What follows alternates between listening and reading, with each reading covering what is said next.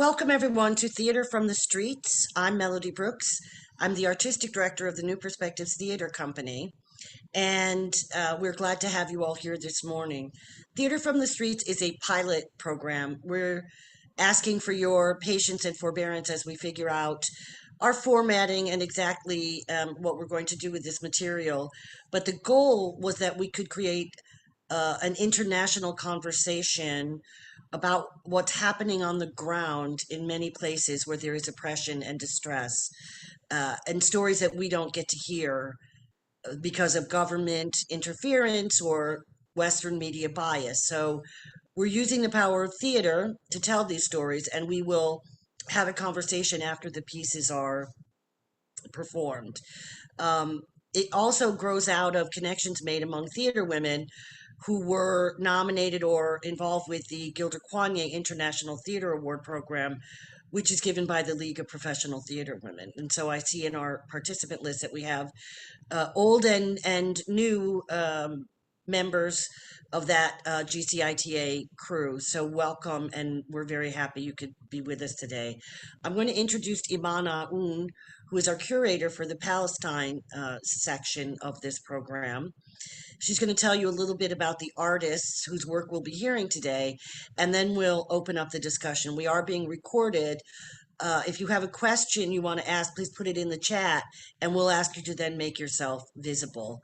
And we want our discussion to understand the context of these theater pieces, but also hopefully to find some practical actions that we can ask a global community to take to make a difference. So IMAN, turn it over to you. Thank you, Melody. My name is IMAN AOUN. I'm the artistic director of Ashtar Theater, and I'm really glad to be with you. So in this meeting today, we have a group of very interesting women and men who will be participating at our meeting and artistic readings today. So without further ado, allow me to introduce Marina Barham, co-founder and general director of Al-Hara Theater and Al-Hara Performing Arts Training Center Park, chairperson of the Palestinian Performing Arts Network in Palestine, vice president of Euromed in Culture Network and Tamasi Collective for Performing Arts Organizations, MENA region, an active cultural operator in Palestine, the Middle East, and in Europe, a trainer in the field of cultural management in the Arab world, a speaker at several European conferences, festivals, and events on the importance of performing arts in Palestine and the Arab world, produced many theater productions and co-productions, managed and organized several international, regional, and local tours, managed several Euromed projects funded by the EU, and organized Palestinian International Children and Youth Theater Festival and Yalla Yalla Street Festival in Palestine. Please meet Marina Barham, who will be talking about the Palestinian Performing Arts Network. Marina. Thank you very much, Iman, and thank you for inviting me to be here today with you. I'm very honored to meet all these artists from all over the world, and thank you all for attending these sessions. Today, I'm going to talk about the Palestinian Performing Arts Network, which was established in 2015, and it was established as an umbrella framework for artistic organizations that play a collective role in promoting Palestinian cultural identity and also the value of freedom of expression as a human need. These organizations have created accessibility to performing arts and continue to promote their work in all the regions, especially those that are subject to political, social, and economic marginalization. The network was born out of the combined experience and reality of these performing arts organizations in the field. there was a need to create an effective body that united these organizations together, not only in coordination and follow-up, but also in joint and collaborative areas of creativity.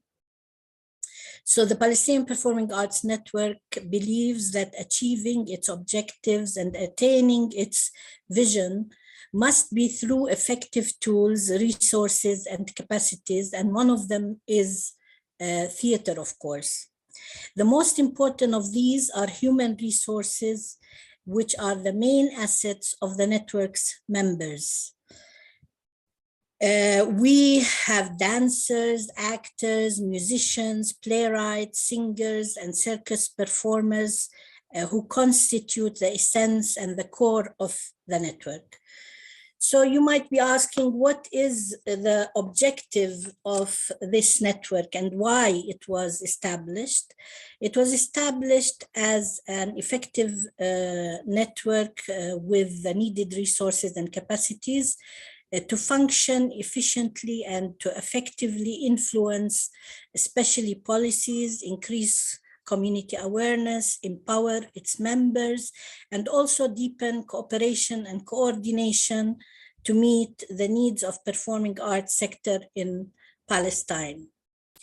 Now, we from the beginning, as the co-founders of the network, we wanted to contribute to the capacity building of individuals and organizations in the fields of performing arts. We wanted also to cooperate and coordinate together in the network to try and raise more awareness towards performing arts. And of course, we wanted to impact the cultural and artistic policies on the national level and to encourage performing arts programs and activities to raise awareness about the importance and the role of art in the community through our joint collaborations, programs in Palestine. And last but not least, to promote networking and communication with local artists and regional and international networks. Now, the Palestinian Performing Arts Network consists of 15 Palestinian arts organizations working in 4 areas of performing art: music, theater, dance, and circus.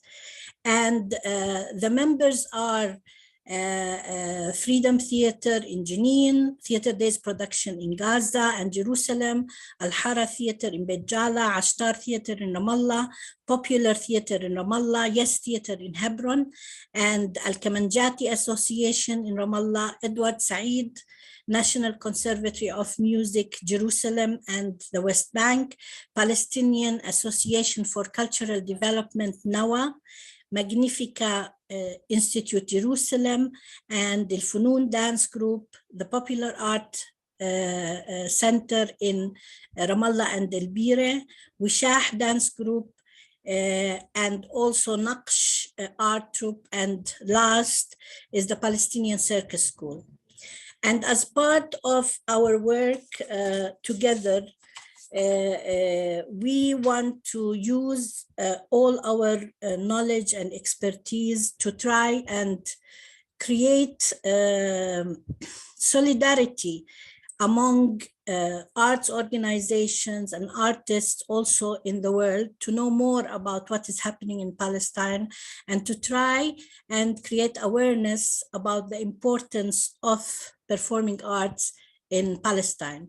Like this session today, this is an opportunity to call again among artists in the world to try and know more about what is happening in Palestine. And we try to connect to them all over the world to try and do justice to humanity, justice not only to the Palestinians, justice and through artwork, through theater work, because theater is very powerful. Theater is one of the most powerful tools in the world, and it can create change in the future. So this is in short about the Palestinian Performing Arts Network and what we are trying to do in Palestine. Thank you, Marina.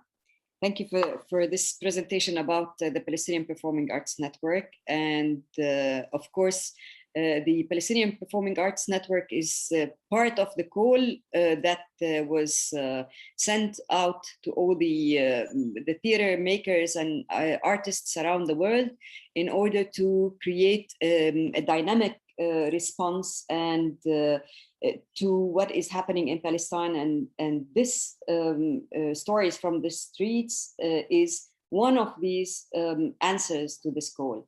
And this is why we thought that presenting the Palestinian Performing Arts Network is an important aspect in presenting of today's work of the artists. So I will be starting with Suha Khufash.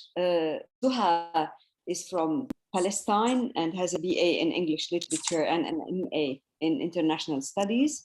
From 2000 to 2017, she worked at the British Council in Palestine, during which she held different positions and gained extensive experience through working across the different organizations, sector, and programs, including arts, education, and society. Between 2008 2017, Suha held the position of Arts Program Manager at the British Council, during which she managed a portfolio of local and regional arts projects within the organization's context of enhancing intercultural dialogue and positive social change. Suha has an extensive experience in planning, programming, and managing arts projects that aim at connecting artists and art organizations worldwide, telling the Palestinian stories, building capacities, enhancing the freedom of expression, challenging stereotypes, and advocating for disabled people's rights. She strongly believes in the power of the arts in empowering marginalized communities and disabled people by giving them creative and safe spaces to express themselves, develop self-confidence, and influence the decision-maker strategies. She's currently dedicating her time to support marginalized communities and vulnerable people across the country, and has recently co-founded Art to Heart, a non-profit organization in Palestine that aims at using the arts to foster creativity, to empower disabled artists and vulnerable groups, and to raise social awareness around issues related to disability in Palestine. Suha is a fellow of E. DeVos Institute of Arts Management at the University of Maryland, Washington, D.C. She has also been selected by Singapore International Foundation to join Artists for a Better World, which she seeks to grow the arts for good ecosystem, focusing on exploring how the arts can create positive social change for people with disabilities. In 2019, she has been granted a scholarship to attend a HELS 4-month intensive course on leadership and community organization designed by Professor Marshall Gans at Harvard University. Suha, the mic with you. Thank you, Iman. I'm going to read a story or a piece, the title 2 o'clock after midnight. Actually, it's a story written by Haneen, actually, and told by Haneen, who is a mother of a 14-year-old boy whose name is Muhannad. Haneen is dedicating all her time to support Muhannad, who has autism, to be able to cope with this autism and to learn new life skills. Muhannad is a regular visitor of our cultural center in Nablus. During the last 2 years, he really succeeded in making new friends and becoming less shy by attending the different art activities we are organizing at our center. Muhannad's father has been regularly imprisoned by the Israeli occupation, who used to attack the family's house in the middle of the night. And following a recent attack of Haneen's and Muhannad's house, Haneen shared with us this story, which I'm going to read with you now. And this piece has been translated into English, I think by Iman. 2 o'clock after midnight. I feel contractions in my heart. I'm very nervous. I don't know why, and I can't sleep. Are you really coming back? No, no, I don't. Are they really coming back? No, no, I don't think so. It's just insomnia because they stormed us a few days ago and arrested my husband. I recited some prayers and a few verses of the Holy Quran to reassure my feelings and to get rid of my fears to be able to sleep. After reciting, my heart calmed for a little while, but a voice inside me was telling me that something is going to happen. I couldn't sleep despite all my attempts. I put on my hijab, which I always keep beside my bed in case of any sudden incursion, because we are used to that for years. I went to look from the window to see if there is any suspicious movement or sound around. I found nothing except the sound of that motorbike moving back and forth in our neighborhood for the last few days. I went to check on my children, going from room to room to make sure they were all fine. Thank goodness they were all falling into deep sleep. I covered them and closed the windows in their rooms. It was a cold night, even though it was summer. I went back to the balcony and sat down with my heart bouncing, although the sound of that bike was gone. Few minutes later, I heard the sound of military jeeps, which I had memorized for the last 22 years of my life. I was holding my mobile, thus turned on the camera to zoom through it and look for any jeep or soldier in our street and the street above it, for it was pitch black and the buildings covered a large part of that street. I saw the silhouette of a soldier on that street aiming the laser at our building. I backed away and could not believe my eyes, moved the camera right and left, and kept hearing the same noise but not seeing anything.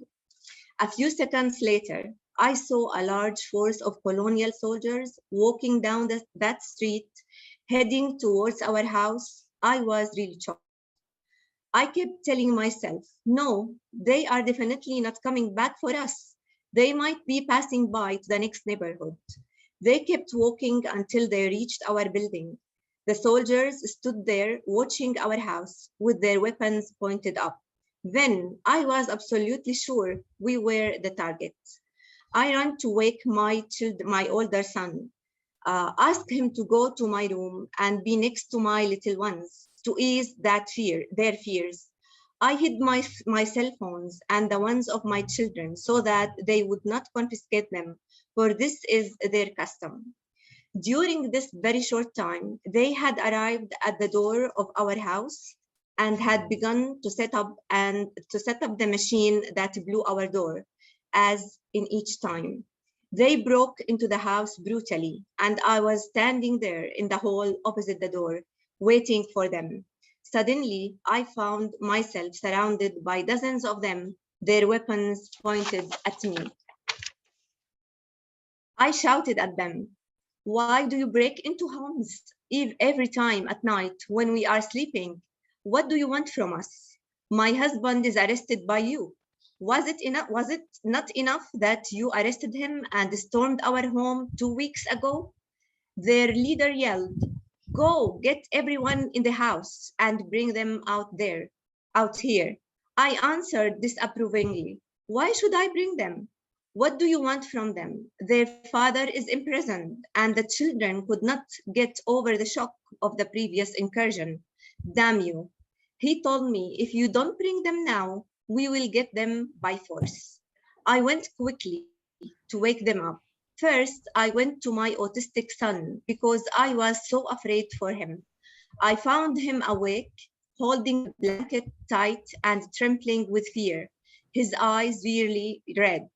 I hugged him and said, "Mama, don't be afraid. My love, we want to go outside and sit until they search the house." He gave no response. He was in a state of terror and convulsion. He clung to the blanket and refused to go out with me. One soldier shouted, "Come on, get him out, or else we will pull him out." I told him, "This is a sick boy who is still waking up. I will be patient with him until he is fully awake and able to understand. Isn't it enough that you are invading their sleep in the middle of the night?" You also want them to respond quickly. God is greater than you. I sat next to him and touched his head and called on him in the name of God, the most gracious, the most merciful. I held his hand so that he could come a little. Then he came out to the hall with me. I went to the second room. They took my eldest son out of the room and surrounded my children while they were sleeping. I asked them to stay away from them and carried them one by one and took them to the hall. We all sat in the same place, and they pointed their weapons at us, as though they were standing in front of another army, knowing well that we were completely defenseless. They said they would search the house, and they threatened to kill us if we moved. The inspection process began. We could not see anything. We could not move because of the soldiers standing around us, and we were under their threat. But we could hear the sound of the breaking and destruction inside the rooms. Their leader came and asked us, "Are there weapons?" I told him, "What are you talking about? We don't have any weapon. Or do you just want a justification for your barbaric entry on a defenseless woman and her children in the middle of the night?" He yelled at me, threatened to kill me again, and brutally dragged my son into a room, shut the door, and started to beat him brutally. I couldn't stand it. I screamed at them at the top of my voice, while my children and I were still under the threat of their weapons. "Criminals, why would you hit him? What did the boy do? May God break your hands." They continued to search, vandalize, and destroy, but found nothing. They left behind great destruction and devastation in our house, and the trembling children from the horror of what they saw. This is the end of the piece. Haneen Banna, June 28, 2021. Thank you.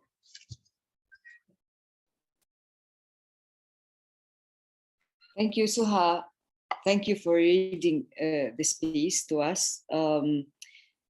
I just need to say that when I curated this particular piece, I thought when I read it, and when you posted it, Suha, I thought that it really explains a lot of what many people are facing, are living in Palestine these days. And since we are telling the stories from the street, I thought that this particular story is very much representing the street. So thank you. We will go now to present the piece by Bassem al-Dirawi, an English language graduate, a youth activist working in the field of training and coordinating youth projects. He worked in the field of live action role-playing in addition to his training in the field of policy analysis and the art of dialogue and debate. He works as a coordinator for a youth twinning project in addition to founding the Youth Voice Mic for Arts and Culture in Gaza. And my internet is unable to. Okay, and he also wrote the script of the play Where Are We Going? And acted in it. He received a university theater project grant that allowed him to write, in cooperation with Gaza Center for Culture and Arts Association, a series of sketches called I Am the People. Bassem was awarded the International Visitor Scholarship to the United States and an award as honorary citizen in Florida. He also received a training scholarship to Egypt, as well as several local, Arab, and international honors. Bassem, the mic with you. Thank you, Iman. Thank you all. I'm so glad to be with you in this event. And I'm going to talk about a romantic date in Gaza. It's a short story that I try to mention how is life in Gaza and the lovers suffering through this short story. So let me read it.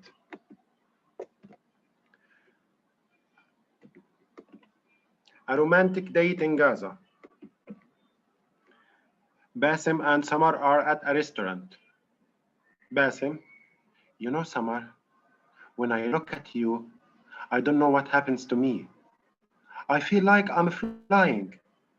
I swear I fly. Imagine me flying far. Look at the world from above. During sunset, that is in your eyes. Phone rings, interrupting. Bassem answers the phone. Bassem, hi mother. What? All the saving is gone? Why? Who?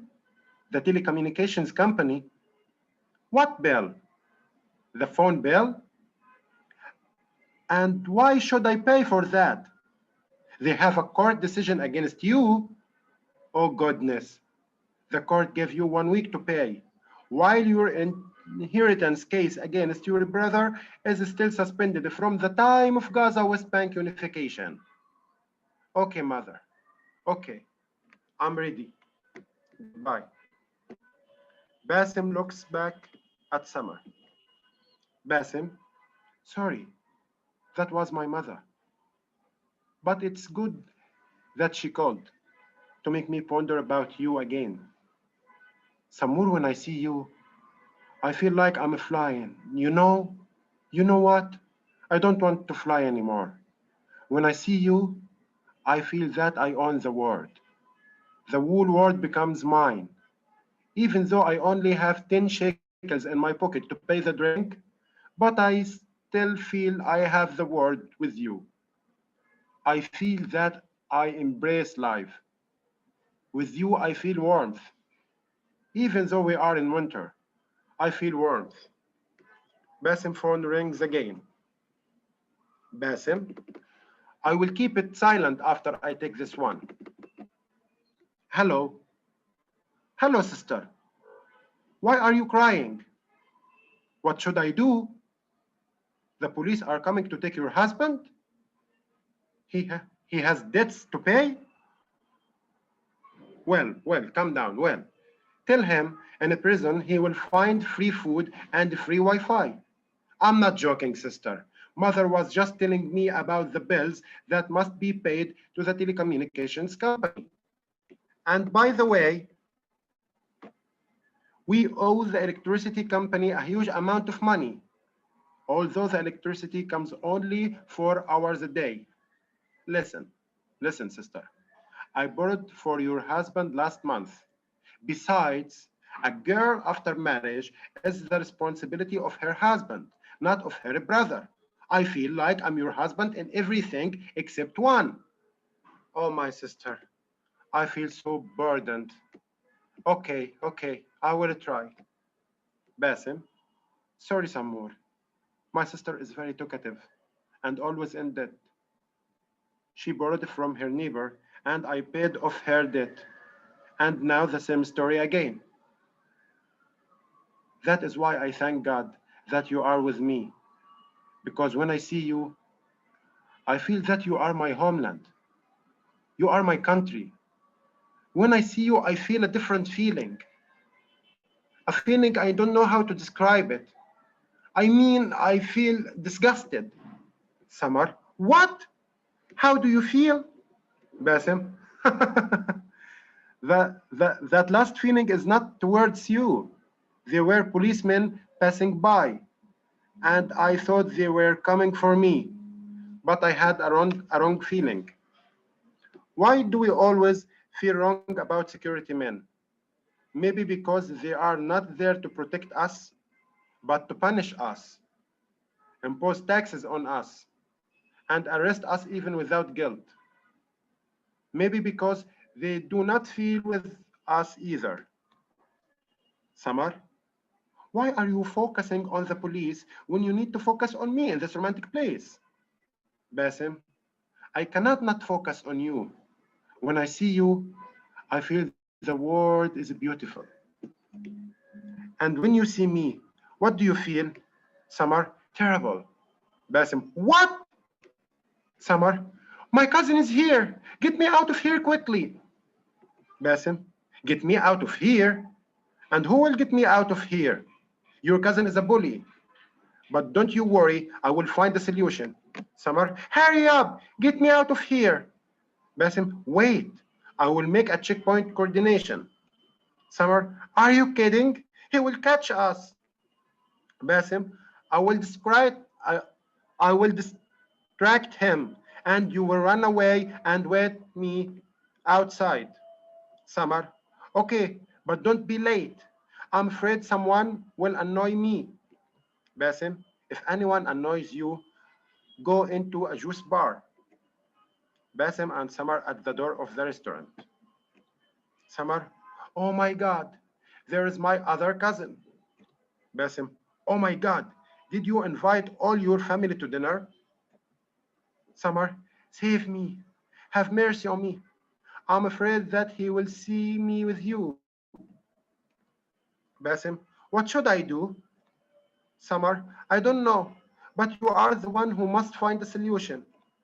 Bassem, should I solve every crisis in this country? I'm doomed just like you. Summer, oh, danger is approaching us. Bassem, approaching? Danger is what we were born in, lived with, and will die from. Without making any noise or attention, walk fast or walk in front of me. Fast! After a little while, Summer, I'm trying. I can hardly breathe. How did I become such an idiot to go out with you? Bassem, I'm sorry, but I wanted to get out of the prison we live in. Summer, we go out of the world prison to get into the social prison. Bassem, are you now going to speak like a feminist? May the danger be over. Come on, let's talk about our feelings. Summer, our feelings? They are the only thing that must die in such a country. Bassem, wrong. There is nothing better to revive your feeling for in this country than a sweet girl like you, but of course without debts that will slaughter you, or a government that watches over you and oppresses you, or even traditions that take you back 100 years. Bassem Dirawi, Gaza, 2021. Thank you, Bassem. Thank you for this play, for this short play that really presents how difficult it is to really find love amidst all the challenges that you are living. The third piece that we will be seeing recorded, it is written by Khaled Juma, who was born in Rafah in 65. He was raised at the Shubra Palestinian refugee camp in Gaza Strip.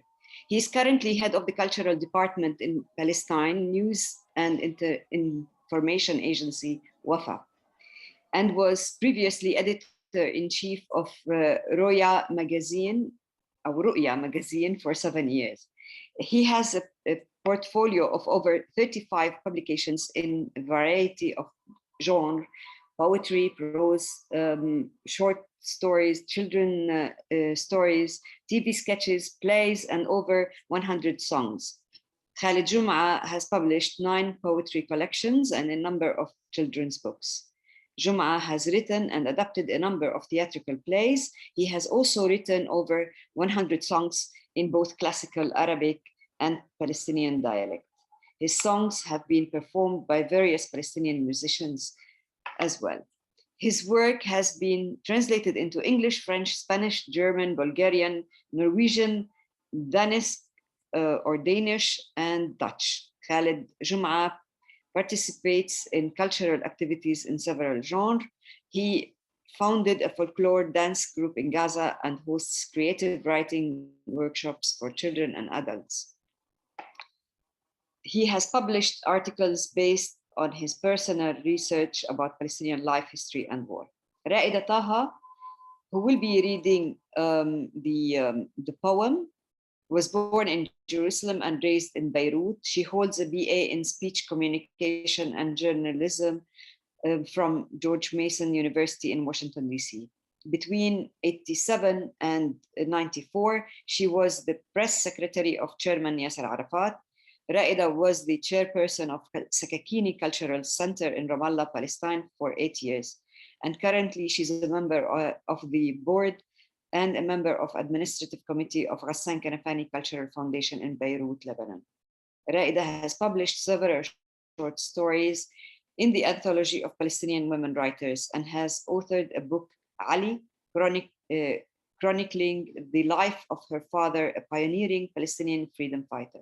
She has acted and played lead roles in several plays and produced and performed a one-woman show, Where Can I Find Someone Like You, Ali, directed by Lina Abyad from Lebanon. The play is still touring all over the world.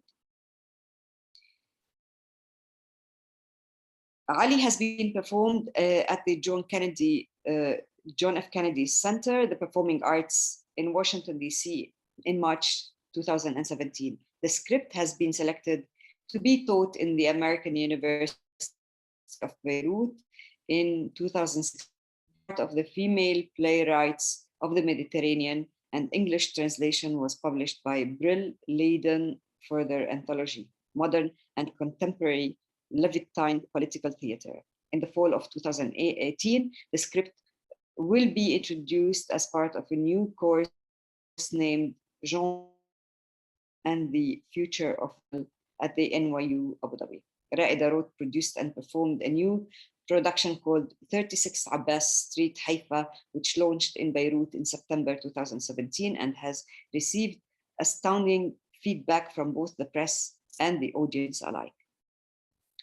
She has been selected to take part in the Sundance Theatre Lab in MENA in Marrakesh in 2016. The lab served as the space in between the conception of a work and its eventual production.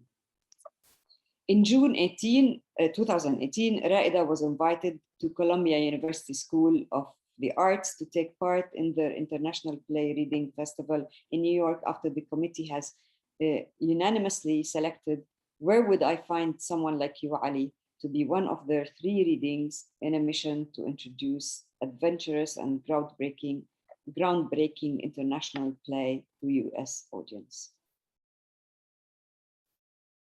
Let's see the video that was sent by Raida. My name is Raida Taha. I'm an actress and a playwright. This is a text by Khaled Juma about Gaza. I will be a happy kid in the memories who did not witness a war in his entire life, whose relatives haven't been killed, and who doesn't even know the meaning of the word war. I will organize the memories of my family as well, and will belong to a country that hasn't witnessed killing for its 1,000th century. When the war ends, I will not care about the frightened children. I will take their fear as a sign of ill manners, and that their tremble is a nerve's illness, and that their crying is a sign of an over-pampering, and that being alone without parents is because they are spoiled children who run away from home, that they don't know the way back because of too many runnings away. When the war ends, I will not look for the grave of my beloved and will not write poetry for her. I will not pretend that I left her because I didn't like her. I will criticize her hairstyle and her way of talking. It wouldn't have lived with all those martyrs in it. When the war ends, I will go back to my normality. I will delete the names of my friends who died from the cell phone, will remove their pictures from the album, even those which I am in with them. I will forget their names and replace them with those who are alive. I will free myself from their gifts, their paintings, their poems, and their songs. And it's fine if they take a part of my heart, for a life with a quarter of a heart is possible. When the war ends, I will not visit the destroyed buildings, neither the places where I brought my memories up. For what's the benefit of memories if there are no places? I will wave the memories away from my face like a stupid fly and bring new memories up on a white sheet of paper. And I might compose memories of my own, since who's going to punish me when the places and persons disappear when the war ends?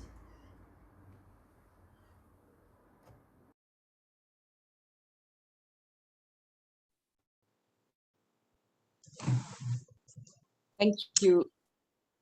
Thank you, Raida, and thank you, Khaled, of course. And now back to you, Melody, to open Thank up, you, please. Iman. And thanks to our artists and to the work.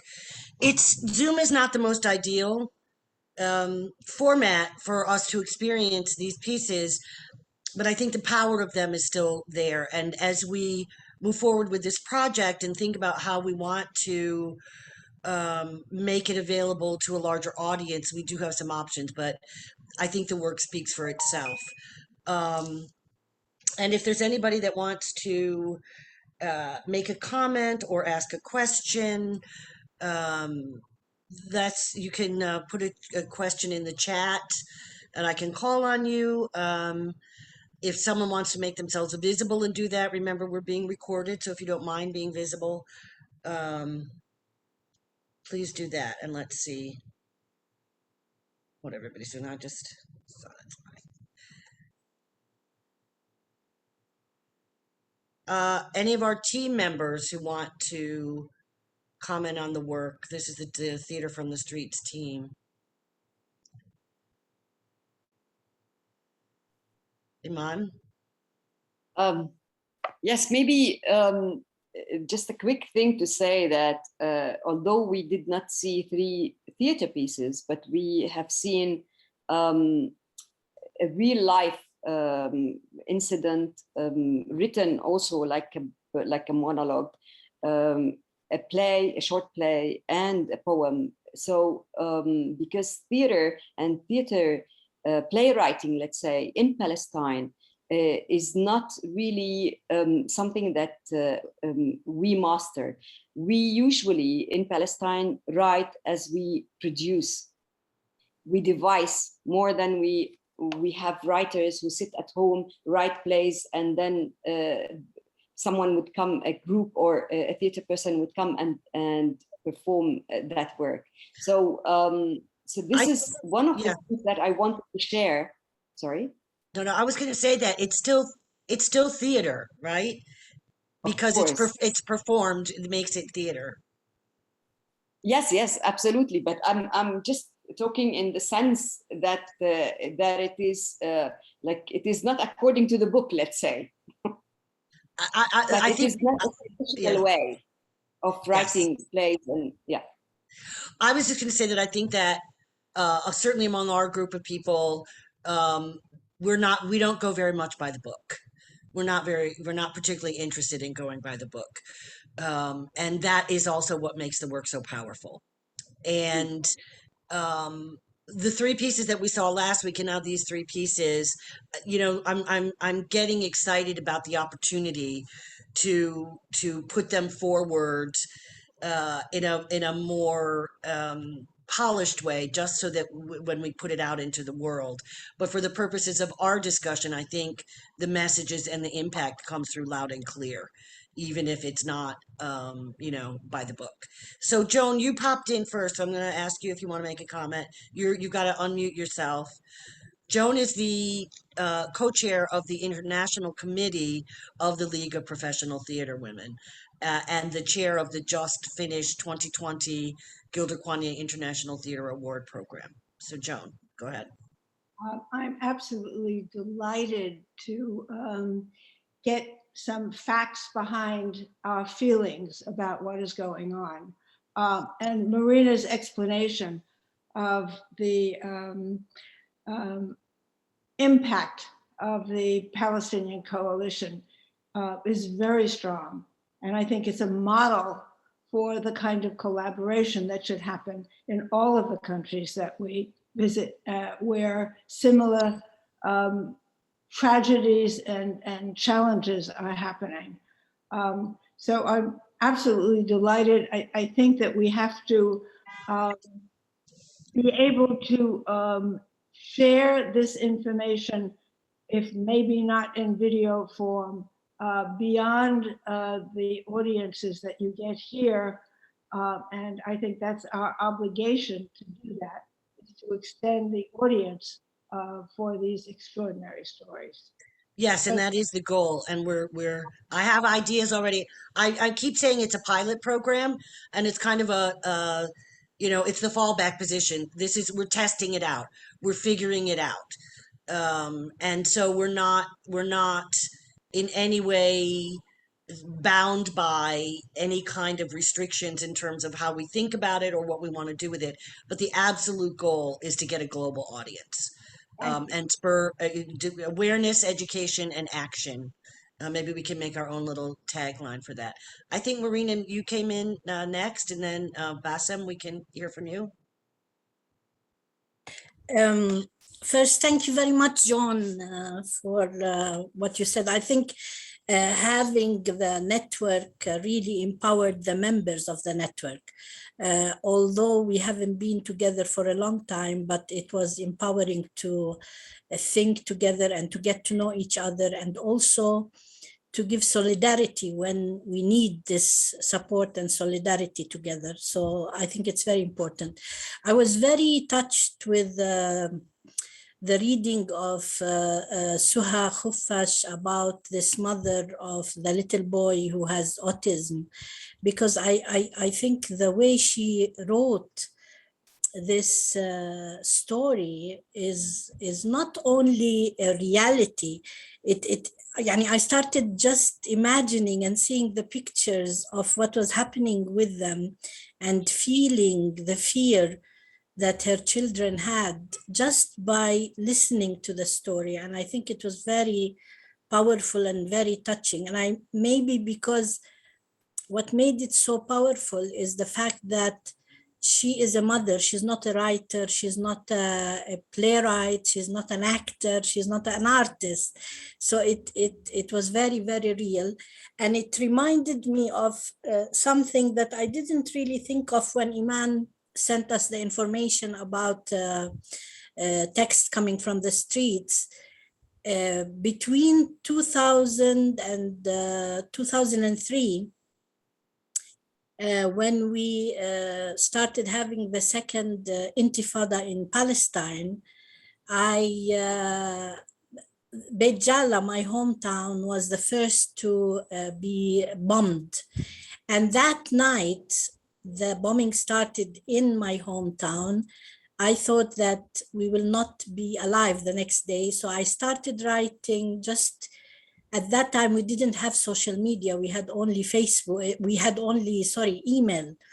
So I started just sending very short emails to my friends in the world saying, if tomorrow you don't hear from me, it means that I'm not alive. And then I started writing every day to them, a sort of a diary.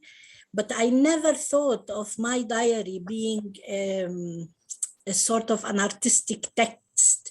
But then I started getting requests by a lot of theater people asking to use these as monologues. And again, I think what made it powerful is the fact that it was not written by a playwright. It was written from the reality, from the life. And this is what makes theater so powerful, because when you read it on stage or when you read it to audiences, then the theater gives it the power it needs without thinking about it. So I felt really, I wanted really to say something like this. So thank you for reading these texts, because they're really powerful texts, and they make you think about a lot of things, not only in Palestine, but in the whole world. So thank you. Yes.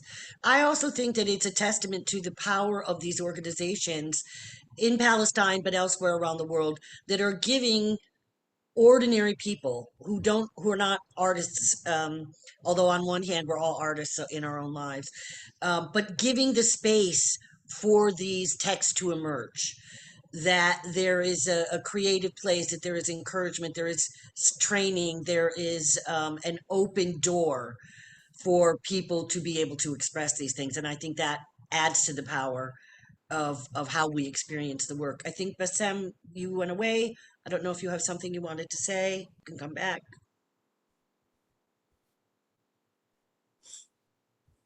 No? Bassem, not Bassem. Bassem, I'm sorry, are you? Bassem.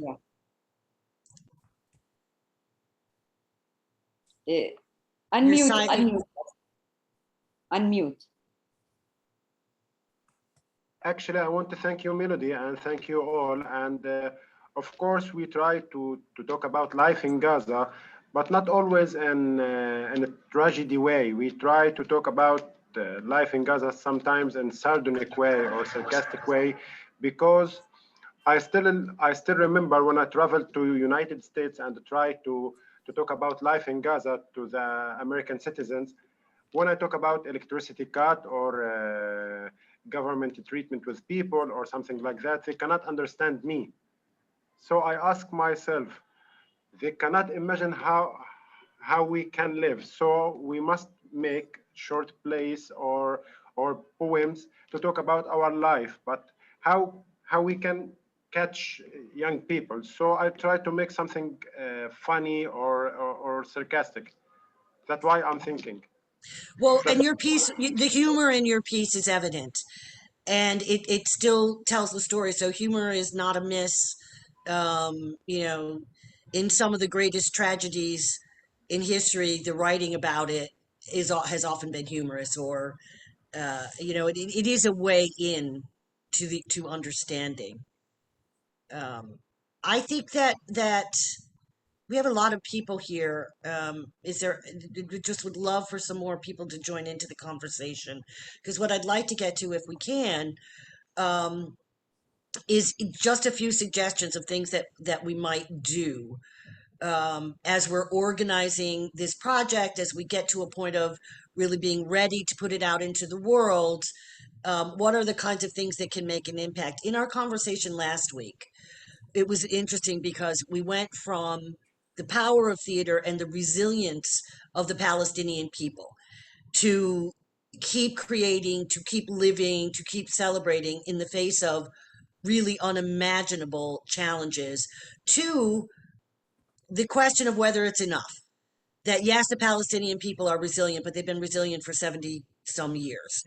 And there reaches a point where and it also felt like people were saying that a lot of the Western support that's coming is coming not only with strings attached, but also celebrating this resilience of the Palestinian people. Oh, they're so wonderful. Oh, they're so warm and loving. Oh, they're so great. Look at what they survive. As opposed to support coming that says this is intolerable. It has to stop. Clearly, our government in the United States, and I think elsewhere in the Western world, have the power to stop it if they want to. And that we really need to rise up from the streets so that we're not just getting stories of life in the streets, words from the streets, but that we are trying to gather people from around the world to demand that something be done, and not just in Palestine, but in the other places that we're looking to change people's minds. You know, when we look at Venezuela in the U.S., you know, all we hear is that it's a socialist country and that people deserve what they're getting.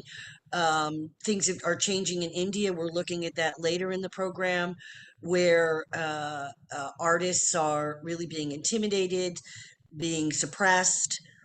And, you know, one of the sayings we have here, you know, there's more of us than there are of them. So how do we take the power of that us, which is the average people? Is anybody want to chime in? Anybody new we haven't heard from? Maysoon, yes.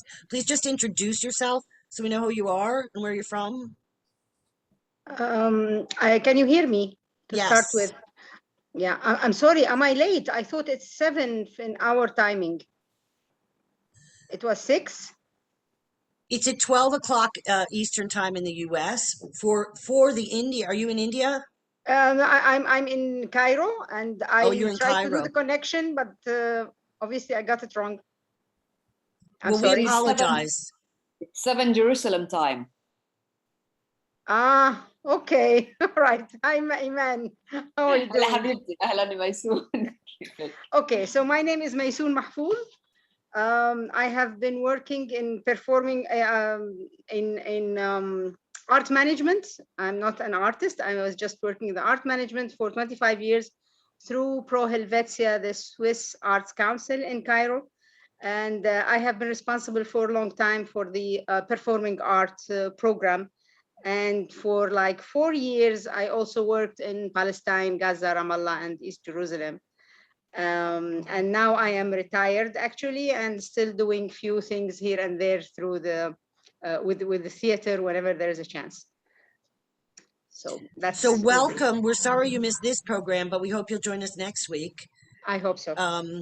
And I think one of the things that Joan said, which is that the Palestinian Performing Arts Network is a good model for ways in which, in all of these areas that we're investigating, artists can come together and have support and do this work. And Linda Chapman has been posting some stuff in the chat. Linda is very involved with the Freedom Theater and with other groups. I don't know, Linda, if you want to just explain what some of the things are that you've dropped in the chat. Hello, everybody. How are you today? We have there's a coalition of New York-based artists, not only in New York, but mostly New York-based artists, and we're trying to support the PPAN by reaching out to leaders in the of various American theaters, any American theater we can make contact with, to urge them to support the PPAN in ways that we kind of have outlined. We're trying to engage. We're having some success. I think this is I was just texting back and forth with Marina, who I met in Bethlehem in 2009, I believe. And it's been a long, slow process in trying to sway even our American theater makers' attention towards these issues. But I think the time is opening up. Things are opening up. So that's one of the things we're trying to do here. Of course, we've supported the work of the Freedom Theater in New York for many years. Again, step by step, it goes very slowly. IMAN has been to New York with Ashtar Theater and with her Gaza monologues. So we're developing a network of interested and concerned folks, and I hope that the League of Professional Theater Women can become more active in this support. I think Joan and Melody and I are all eager to turn the organization in a more activist direction. So this is one of the activities, our first activities, and I hope there'll be very many more. I mean, I support everything that Melody and Joan just said. So we are here. Please reach out to us. We'd love to have you involved as our international associates. And I know I gave Marina my email address. Melody can pass on any messages. I'm on the, some of us have some connections. So at any rate, let us know if you're interested in getting involved with the League, and we would love to have you, and we'll make more of these activities. And I think the internet and the Zoom have given us a new tool in terms of our international connections. So let's take advantage of those. Thanks very much. Thank you, Linda. And I agree. I haven't mentioned this before. When we're doing this work and when we're having these discussions, I love the fact that Linda used the word activist, because that is where my heart is and where I think the work needs to go. But New Perspectives Theater Company did a piece in 2004, Marina, that was based on emails from a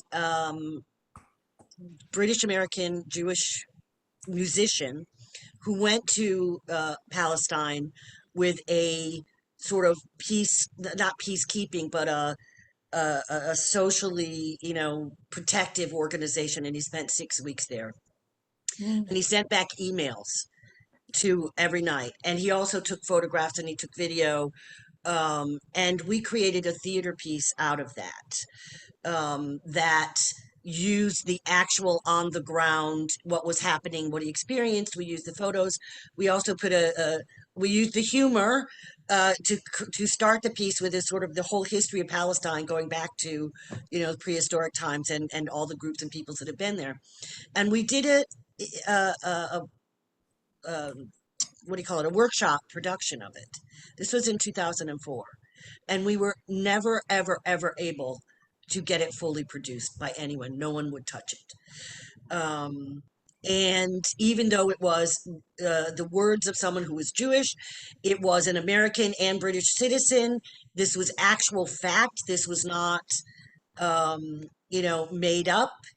And it was really disheartening. And it's been sitting there. And I look back, and it was when the wall was first beginning to be built, and see that 17 years later, that play has not lost its relevance. The situation is much worse now. But I think it speaks to, for me as a theater maker in New York City, with an activist bent, how can we break through? And I think what Linda's doing with the North American theaters, I think it's wonderful. And it is difficult to get theater groups to sign on because they're so afraid of the politics of it. Also in the US, if you are a nonprofit organization, there is a limit to how much political activity you can engage in. But I still, my question for myself and for all of this work is, what's the next step? It's lovely if we get 1,000 theaters to say we support Palestinian theaters. It's lovely if we get, lots of people making donations. It's lovely if we can change the thinking of large funders to take some of the strings away and unshackle some of the work. But I'm, and I think I said this last time too, I am an idealist. I want an answer. And so this is my personal quest, regardless of what the larger vision of this project is I want more answers. Joan, yes. There are aspects of this that are not political, that are totally social. And it's to those that we are addressing ourselves. This is not a religious issue per se. This is a humanitarian issue. And so the way we present it is essential. It's perfectly conceivable, Melody, that we would be able to produce that video you did, love those many years ago. It's not a video, it's a play. It's a live production, which I have on video. Yeah. I think that the more we do it, that the more information we give, we will depoliticize the urgency of humanitarian reform. That's the goal. I think it's a lovely goal, but even my idealism doesn't extend that far. But we can try. Yes, Iman. Yes, I just wanted to share two things. One is a piece of information that I've heard recently from Ashley from New York, that some of the government workers in the South, the government is making them sign that they would never speak anything against Israel. And I'm sure that it is running around in every governmental organization, not only in the South, but it will be viral soon. So it's been going on. It's being challenged in the courts. It's completely unconstitutional. And so the question will be, as with so much that we're dealing with here in the US, and we, for all that we're experiencing, it's new to us, so it feels unbelievable and horrific, and we know the rest of the world has had these challenges forever, so it feels a little selfish, but it is completely unconstitutional. And the question for us in the US is, in the next 5 years, whether we will join the ranks of the quote democratic authoritarian countries or not. It's very serious, but it is being challenged in the courts. There are, and state by state and court by court, it is it's being challenged. It's unconstitutional. And And one thing that's heartening is there's a lot of young people on college campuses who are fighting back because that's one of the places where they're trying to do it. yeah, yeah. Yeah. So, And it's so not that maybe they can never say anything bad, it's that they can't support the divestment, the boycott and divestment initiative. yeah, So, yeah, yeah, it's awful. yeah. It's horrible.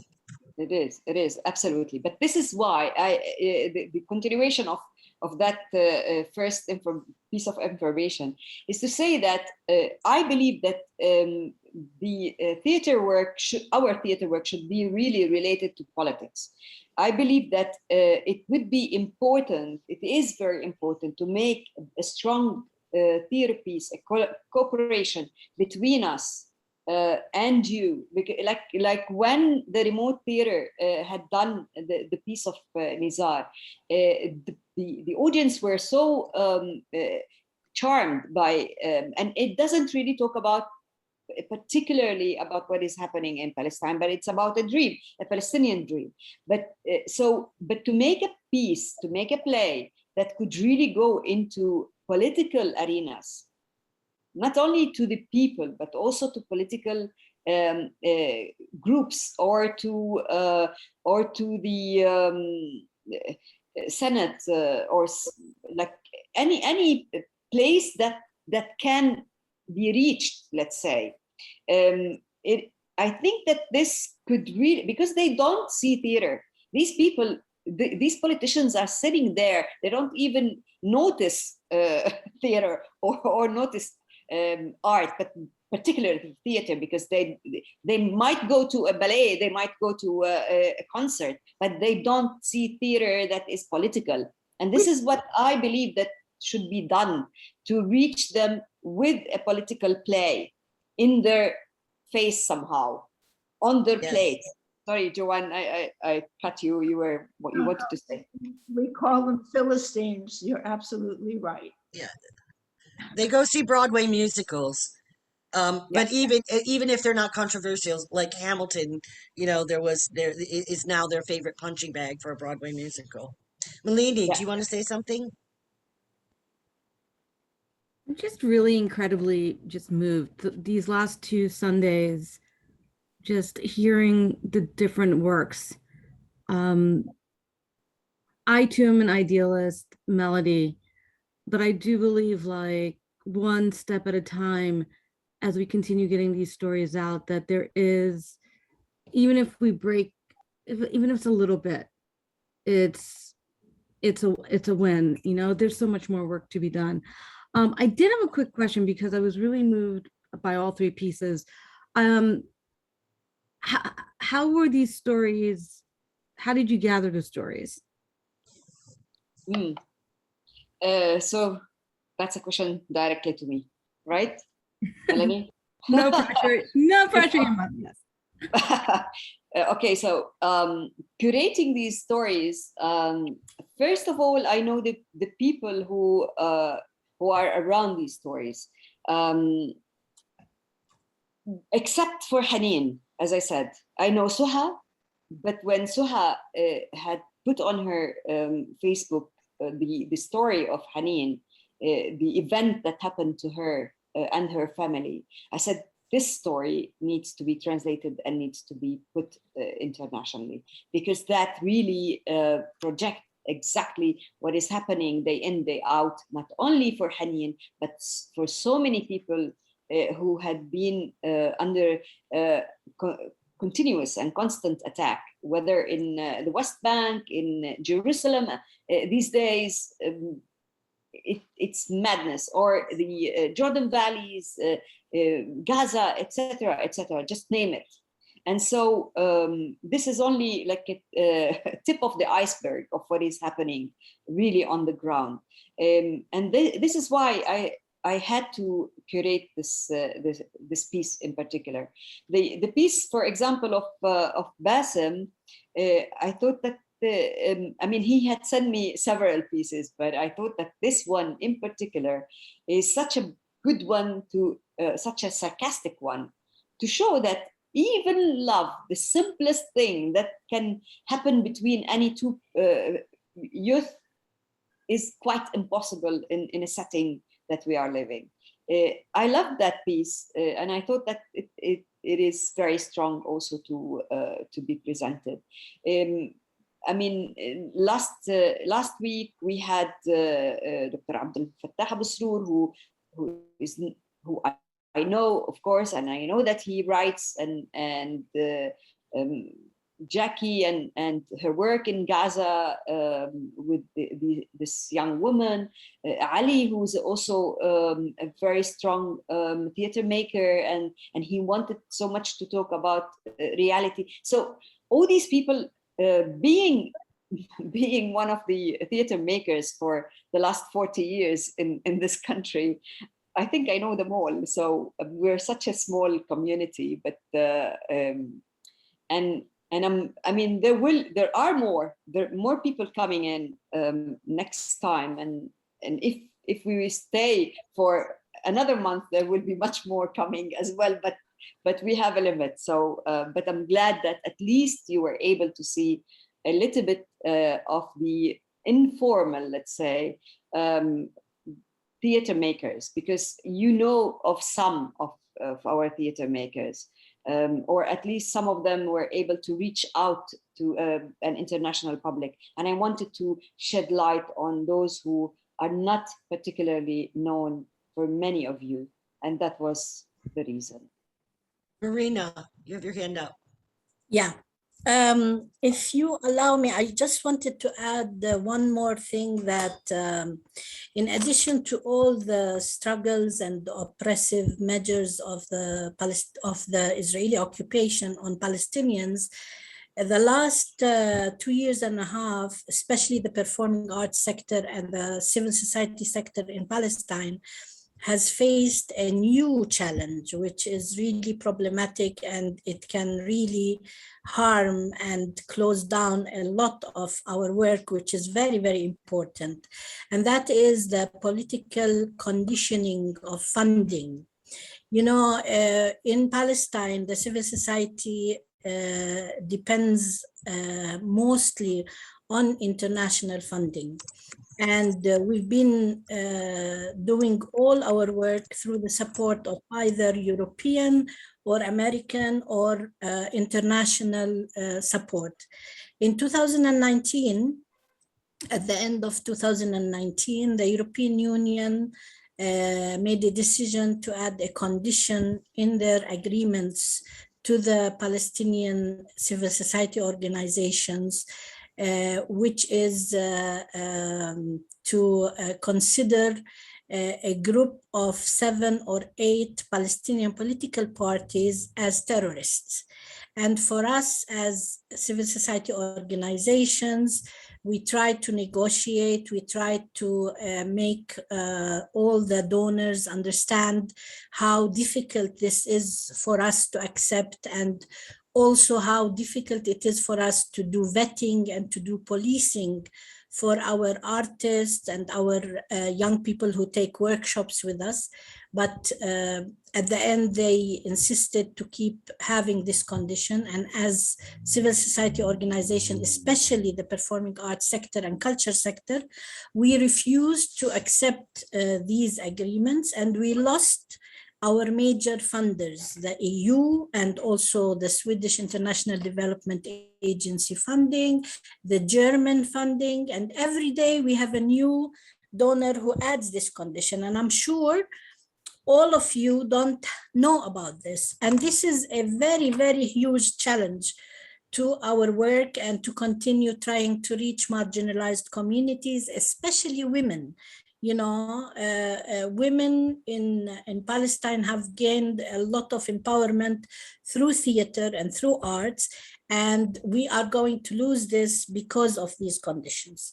So for us, and the question that Melody asked, what is next and what is needed and how you can help, of course, in our call to the artists, when we sent it out, we sent it about what is happening in Sheikh Jarrah and Gaza, and it was mostly concentrating on trying to petition your governments and trying to ask them to put sanctions on the Israeli occupation for their inhuman treatment of Palestinians. And I know that a lot of you did share this call and did try to do something. But what is also needed is that don't be scared, don't be scared to be called anti-Semitic, because also not only Israelis are Semitic, also Palestinians are Semitic. So as artists, I ask you on behalf of the Palestinian artists, is don't be scared. You are artists. You're supposed to know what is accepted as human rights, what is justice, what for sure deep inside you what things that you understand and you accept. So don't be scared to do things related to Palestine or to organize events with Palestinian theaters, invite theaters, do tours for theaters, organize even events like this to talk about it, because it's very, very important. Because our resilience that you really like and you talk about, to be honest, after 25 years or 30 years of working in theater myself, it's getting weaker by the day. I don't think we have more energy to continue being resilient and to continue our struggles on so many directions, not only the occupation, but also the funders, the conservative communities, especially women. It's becoming harder and harder for women in Palestine. So we need you really to think of new ways and to be clever and use theater, use arts to make people aware of what is happening. Concentrate, as John said, on human stories, on human things, because these are the most effective to your communities, and use the language of arts to reach these communities. And I'm sure you will be able to achieve a lot. So we need your creative, clever minds to create more exchanges, more invitations, more. Marina, I hate to cut you off because what you're saying is important, but we're running over. I don't care about that, but I want to make sure we get. Linda has her hand up, but also I think it's Lana Nassar asked in the chat when I said I had some ideas. She wanted to know if I could talk about them, so I just want to squeeze that in there. Linda, go ahead. I've just wanted to tag on to what Marina's saying, that also now travel visas for Palestinian artists are being denied. One of the few ways that we had of exchange was by inviting artists here. And I know a couple of the leaders of the Freedom Theater in the last couple of weeks were denied just going to a festival outside of the West Bank. Outside of Israel proper and the West Bank, and they were denied. So this is just another one of these restrictions that makes it more and more difficult. Again, I think Zoom and the internet are the way that we have right now of cutting through some of this. So that's all. And I think that what you just said, the issue of visas and the what Marina said about not being afraid and the changes in the European funding really are, I mean, there is a political element to this, and humanity and telling human stories and all the rest of it is important. But particularly in the US, and our government figures, and I was heartened by some of the really progressive people that have been elected to Congress in the last sort of the end of the Trump era and now, but it's not. We're sort of in a dampening down. We're in this, let's all get along phase. And I'm like, no, I don't want to get along with you people. The thing that I wanted to say, some of the ideas I'm having is that these pieces are so powerful. And we've done them quickly and with limited resources, but we're hearing them and we know they exist. And the Iman's explanation of how she chose them and why is that ultimately I think we can take this work and we can perhaps pair up with some different theater companies, like Linda's working with the Noor Theater Company here, and get actors, right? And have someone read stage directions and really, really make this be about these theater pieces. And then editing some parts of these discussions. But I think that our discussions here, even though we're recording them, are really the brainstorming part. That we are going to come out of these discussions with lots of information that can be included so that our YouTube presentations is going to be the work, the theater work. And that there may be snippets here of how that work is put in context, or we may have make donations here or write to your congressperson, or you know what I mean, so that what we're doing here is all the brainstorming. It's not even our dress rehearsal, it's our first read through. And so I know you said, Iman, like if we had more than 4 weeks you could do more. That's why we're testing it out, and we had an idea of what we thought we might do and what this might be, but we're really now learning what it can be. So if that answers your question, I think once we gather all of this, that we still have a lot of work to do, but we can make something very powerful with this work, and suggestions and ideas of ways in which, and then ultimately I think that if we have it and we do it well, then we get it to the politicians. So we put it on YouTube for a global audience, but that we really get, Joan knows every politician in New York City, so I'm sure she can get it in front of someone's view. But that we have a two-pronged effort. One is raising global awareness, trying to activate citizens around the world, and the other is to really figure out what's the political push that can be made. I, for one, think we should all commit to never calling Israel a democracy. You know, it's always the answer by the U.S. government. Oh, it's the only democracy in the Middle East. It's not a democracy.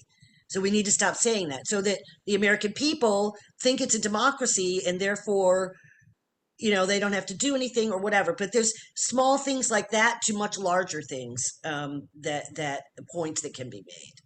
So those are my ideas so far, and I'm sure I'll have more after we gather next week as well. Great. So it's 1:25. I'm going to see if there's anyone who hasn't yet said anything or wants to. If y'all just want to let yourself be visible and wave to us and say hi, so we can know who you are and thank you for coming. And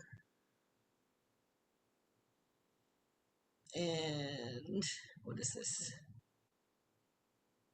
Just looking at the chat. Maysoon, right? And who else is here? Lupe, who's one of our team members. She'll be curating the Venezuela series. Hey, Lupe. Hello, nice to say hello. Nice to hear the pieces. Thank you. Yes. And so you can take away for your 4 weeks, Lupe, we can continue this discussion about the format and how we want the pieces to be done and that sort of thing. You have a little more time. Iman was in the firing line first. Yes. So, and we did it fast because we really did not want to lose the momentum. Linda had her hand up. Yes, Linda. Oh, you're muted.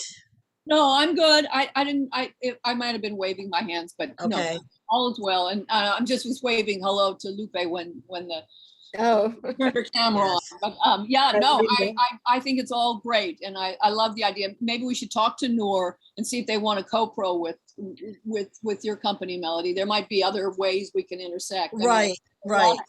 Maybe different companies in the city, depending on relationships people have with different cultures.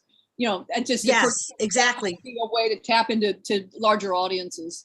Right, and then to be able to have actors, so the playwrights who are not actors don't have to read their own work, or they don't have to read the stage directions and the characters. That we can, that we can really look at ways in which to put the work out in a powerful way that is accessible to everyone, and we're not asking. But like I said, this is our brainstorming session, and the work is powerful. So there's no loss. There's no question that we have the work. And I think that's going to continue for the whole 12 weeks that we're doing this. And Lana, you were one of our Gilda Kanye nominees in 2014, right? Yes. So welcome, and it's great to see you. Thank you. It's great to be here and to hear all this. And I think I'm left with this inspired thing, like just the bypassing. I see it as a heart trying to pump the blood, and it's being clogged and stopped, and it's at the women's in the women's hands to bypass that and weave the stories in a way that really bypasses and reaches. And I agree about, we need to talk about everything, but talking straight politics, no one's going to listen. But the human stories that really gets under people's skin. I just recall really quickly this one young boy who did even though that was political, but the rapper from Gaza in the last period, I forget his name, a young boy rapping, and that's reached so many people. And just a picture of a child with a blown up, there's the image, the words, we do have the power, we just need to be creative and bypass. Right. And I think we need some concrete actions that people can take because it can be overwhelming.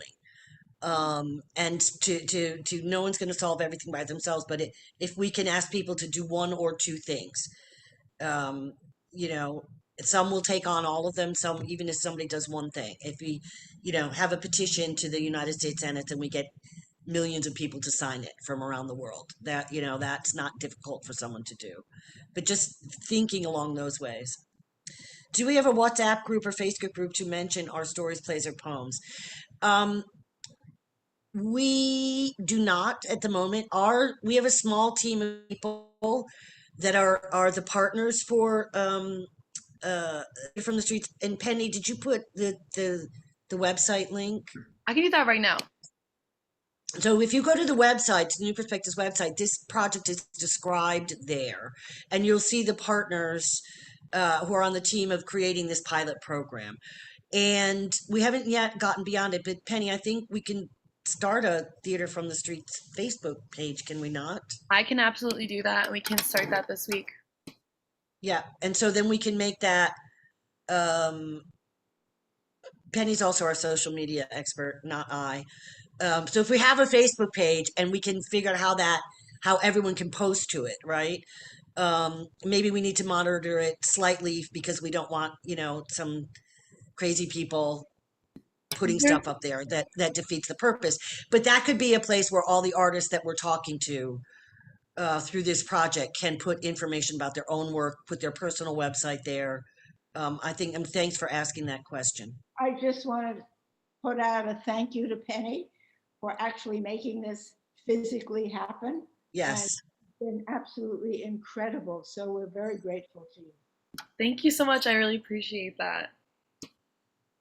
Penny's also an actress, and we have at New Perspectives our Women's Work Short Play Festival this week. It's our first venture into live theater after the pandemic, and it has been a hell of a challenge. But Penny's performing in one of the short plays, so she's doing double duty this week. So see you there. Yes, Joan. And if you're in New York, we're every day, Monday through Friday, a 4 o'clock and an 8 o'clock performance. You have to be vaccinated and masked. We'll see how it goes.